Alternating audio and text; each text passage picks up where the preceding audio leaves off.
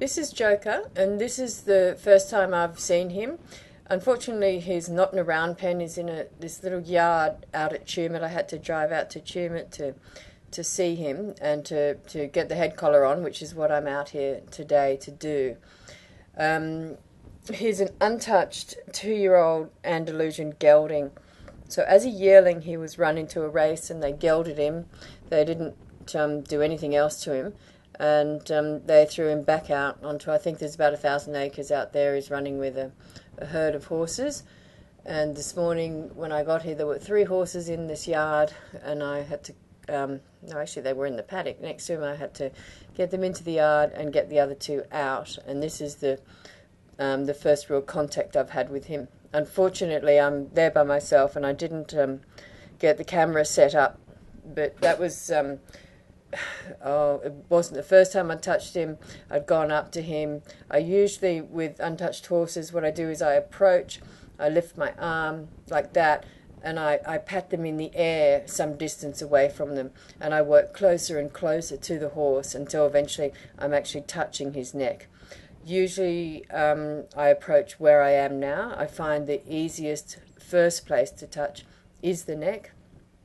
It's certainly much easier than touching them on the face for the majority of horses. Obviously, some, are better with being touched on the face. I've come across one brumbie, which actually the easiest place, and for me, oddly enough, the safest place, was to actually touch it on the rump. So that was the first place I touched that particular horse.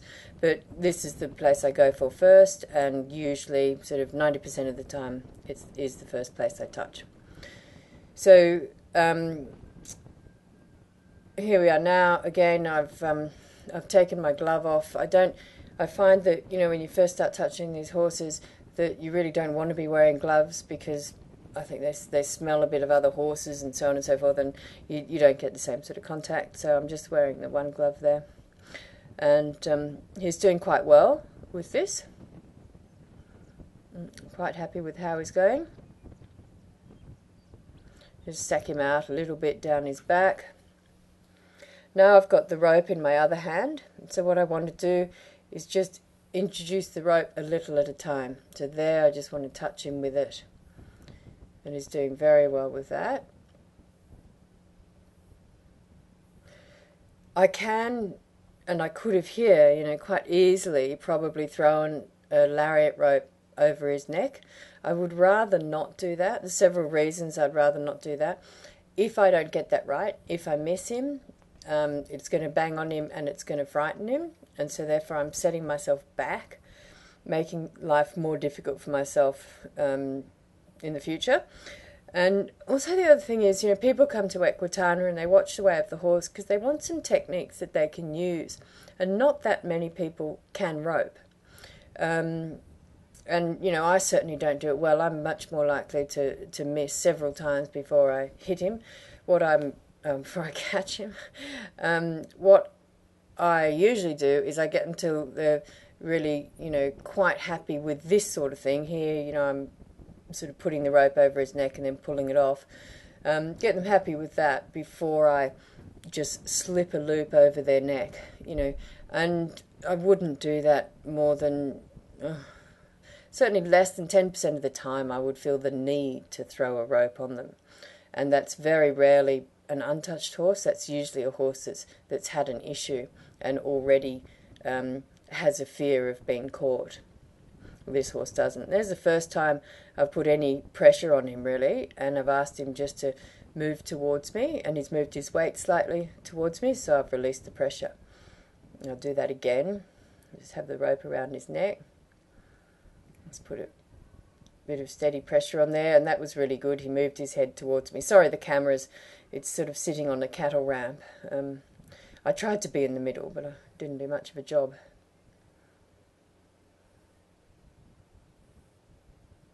They actually took a step towards me there, so that was really good. You can see the whole of this lesson on the video that I'm sending in to Equitana. I'll put it all on.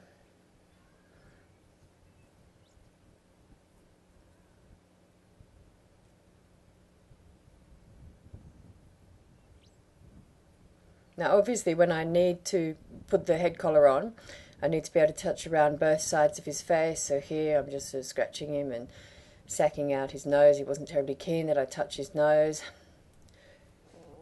Now I think I've got the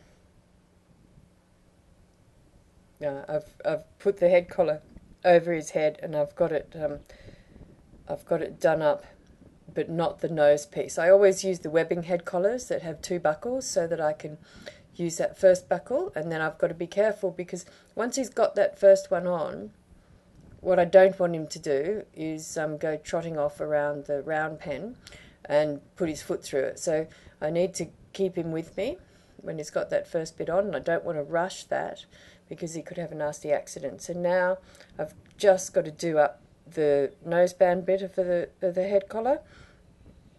And he wasn't keen that I do that then, so I move him a little bit, have another try.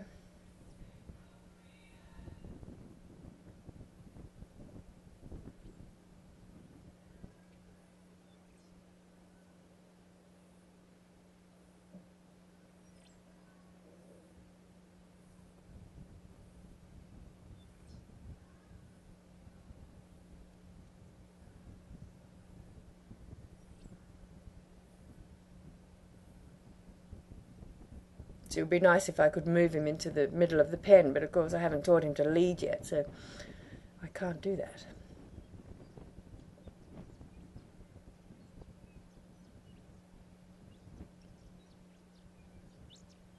There we are, that's much better. I think the thing is, being a woman, the audience at Equitana will see, there's no way I can muscle this horse into anything. I have to convince the horse it's a good idea, and the horse has to be calm to be worked by me. Now this horse was one which was much more comfortable with me approaching his face. When I first heard about this horse, I thought he was an untouched horse. He actually wasn't, it turns out. So he does have some issues, some quite serious issues. But he was reasonably comfortable with me there. He wasn't so comfortable with me when I went to put the rope over his neck. He's been head collared twice, I think, in his life. He's a 4-year-old stallion, and he has a serious biting issue, which I will put somewhere else on the application. And he's a really good example of how hard it is to deal with horses that, are supposedly untouched but actually aren't, and have had some rather poor training and learnt some bad habits. So my aim really was to head collar this horse so that the owner could geld him. And he was reasonably happy with me there, but he wasn't at all happy when I put the rope over his neck and so forth. So it did take me quite a while to get to that stage. But this is generally the type of sacking out with the rope. If the horse is happy with me around his face, this is the way I would work that.